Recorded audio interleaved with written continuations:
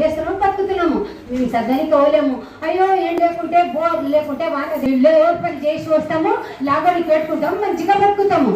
మేము ఎవరితో అడుగుంటలేము. నువ్వు వద్దన్నావు కదా, లాగడికి లోన్ ఇవ్వద్దు, వాళ్ళ భూమి పోయింది, వాళ్ళ పైసలు ఇవ్వద్దు, రైతు మందు ఇవ్వద్దు అంటే మేము బతుకుతలేమా? ఒకనాడు కూలి పని చేసుకొచ్చి కాయగూరలు తింటాము, ఇంకో నాడు వ్యవసాయం చేసి ఎట్లను మా పిల్లలకు పోషించి పెళ్లి చేస్తాము. కానీ సార్ నువ్వు ఈ 10 లక్షలు అంటే ఇస్తావా? ఇవ్వవు. అప్పులు తీసుకొని పోతాము, 2 లక్షలు ఇస్తారు. మిత్తి గంటు రేపు ఏమయ్యమ్మా ఏడాది అంటే వాళ్ళ కట్టవలి వస్తుంది. మళ్ళా మా పరిస్థితి అట్లా. మా జోలికి ఎవరు రాకుంటుంది సార్. మేము మంచిగా బతుకుతున్నాము. ఏమొద్దు, మీ కష్టాలు మాకు వద్దు, మీ పైసలు ఏమొద్దు. ఏమిచ్చినావు మాకు? 500 గ్యాస్ ఇచ్చేసినావు సార్, 15,000 ఎకరాకని ఇచ్చేసినావు, అది ఇచ్చేసినావు సార్. 2 లక్షలు రుణమాఫీ చేసిస్తాను.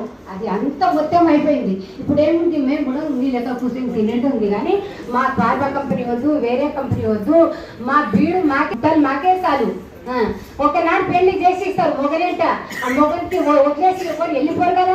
అదే మొగడు జీవిత సంసారం చేసి పిల్లలకు పెద్దగా చేసి పెళ్లి చేసి తర్వాత దేవుడు ఎప్పుడు తీసుకోపోతాడు అప్పుడు ఆ భూమి తల్లిలో వెళ్ళిపోతారు అంతే. కానీ వేరే వాళ్ళకి ఏం బాధ లేదు. అంతదేనికి పోతే